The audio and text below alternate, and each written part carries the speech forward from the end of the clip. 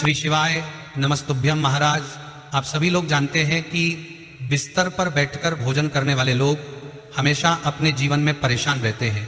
आजकल देखा गया है कि सभी लोग अपने भोजन की थाली परोसकर उसको लेकर सीधा बिस्तर पर जाकर बैठ जाते हैं, या सोफे पर बैठ जाते हैं, या अपने घर के जीने पर जाकर बैठ जाते हैं और वहां पर बैठकर भोजन करते हैं।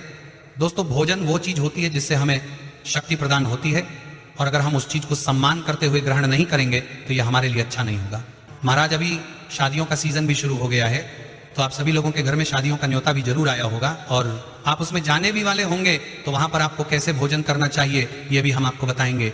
दोस्तों, भोजन करने का तरीका आपके जीवन में बहुत मायने रखता है, क्योंकि यह आपके भाग्य को बनाता है। महाराज, अब हम जानते हैं कि बिस्तर पर बैठकर भोजन करने से क्या होता है और भोजन करने के नियम क्या होते हैं और हमको भोजन कैसे करना चाहिए। महाराज, बिस्तर पर बैठकर भोजन करने से आपका भोजन आपको पचता नहीं है, और जिस बिस्तर पर बैठकर आप भोजन कर रहे हैं उस पर जो भी व्यक्ति सोता है उसको फिर नींद भी नहीं आती है।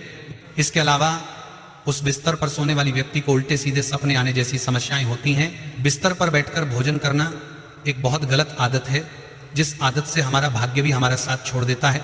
इसलिए महाराज, अगर आपके घर में चाहे आपके बच्चे हों, चाहे आप हों, चाहे घर का कोई सदस्य हो, अगर वह घर के बिस्तर पर बैठकर भोजन करता है तो ना ये उनके शरीर के लिए अच्छा होता है और ना उनके भाग्य के लिए। इसलिए भोजन को हमेशा एक नियम के साथ ही करना चाहिए, और इसी के साथ में अगर आप सोफे पर बैठकर भी भोजन करते हैं तो आपके लिए भी ये सारी चीज आपको ध्यान रखनी है। महाराज, भोजन करने की सिर्फ एक ही जगह है और वह है जमीन, क्योंकि जितना हम अपनी धरती माता से जुड़े रहेंगे उतना हमारे शरीर के लिए अच्छा होगा, क्योंकि हमारा खान पान ही यह सुनिश्चित करता है कि हमारा शरीर कितना स्वस्थ रहेगा और हमारा स्वास्थ्य कितना अच्छा रहेगा। वरना गलत जगह बैठकर किया गया भोजन हमेशा आपको नुकसान ही करेगा। महाराज, अब हम जानते हैं कि भोजन करने का सही नियम क्या होता है। सबसे पहले आप अपने घर में हमेशा जमीन पर बैठकर ही भोजन करें, और कभी भी सीधा जमीन पर बैठकर भोजन नहीं करना चाहिए।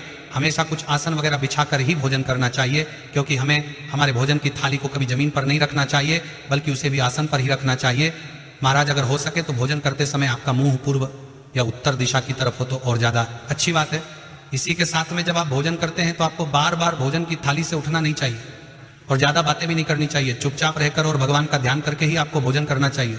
इसी के साथ में अगर आप चाहते हैं कि आपके घर की सभी सदस्यों के बीच में प्रेम बना रहे, तो उसके लिए आपके घर के सभी सदस्यों को एक साथ मिलकर ही भोजन करना चाहिए। महाराज, इसी के साथ में आपको कभी भी अपनी भोजन की थाली में से भोजन को बचाना नहीं चाहिए, या उतना ही भोजन लेना चाहिए जितना आप खा सके, क्योंकि आपकी थाली से अगर भोजन फेंकता है तो इसका पाप भी आपको लगता है।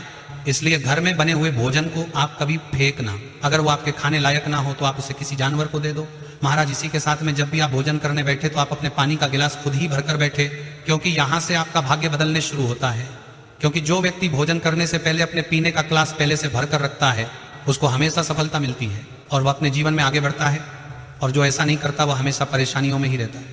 और यह बात सभी लोगों के लिए है।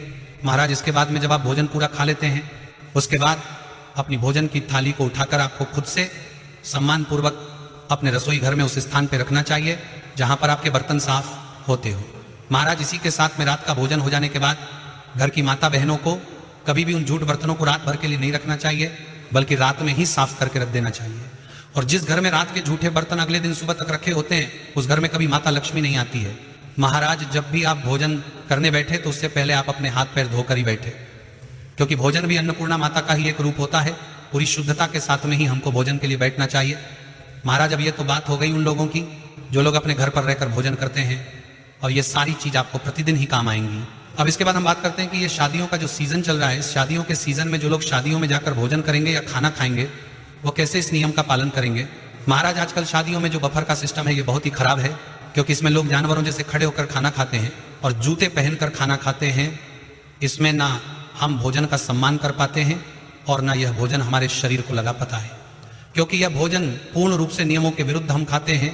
इसलिए महाराज, अगर आप लोग शादियों में जाकर खाना खा भी रहे हो तो आप कोशिश करो कि आप अपनी थाली को परोसकर या तो किसी कुर्सी पर बैठ जाओ, या कुर्सी ना हो तो आप बिना शर्माए जमीन पर बैठ जाओ और अपने जूते उतार कर ही भोजन करने के लिए आप शादियों में बैठे।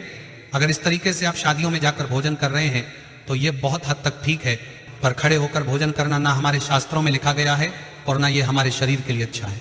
महाराज, अब आपको मालूम पड़ ही गया होगा कि भोजन सिर्फ भोजन नहीं होता, बल्कि यह हमारे भाग्य को बनाने वाली वह चीज होती है जो कि हमें बहुत ऊपर भी पहुंचा सकती है और हमें बहुत नीचे भी गिर सकती है।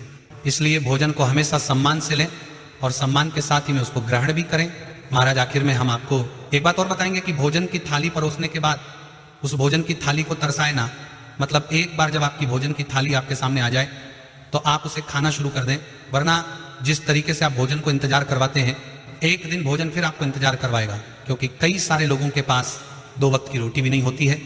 तो आप इस चीज का ध्यान रखते हुए ही भोजन की थाली लेने के बाद तुरंत भोजन करें। महाराज भोजन करते समय कभी भी मोबाइल या टीवी का प्रयोग भी ना करें। भोजन को सम्मान पूर्वक ही आप ग्रहण करें। आपका ध्यान पूरा भोजन पर ही होना चाहिए। और हम आशा करते हैं कि आपको आपके प्रश्न का सही जवाब मिल गया होगा। पर अभी भी अगर आपके मन में कोई प्रश्न है तो आप हमसे कमेंट करके पूछ सकते हैं। श्री शिवाय नमस्तुभ्यम महाराज।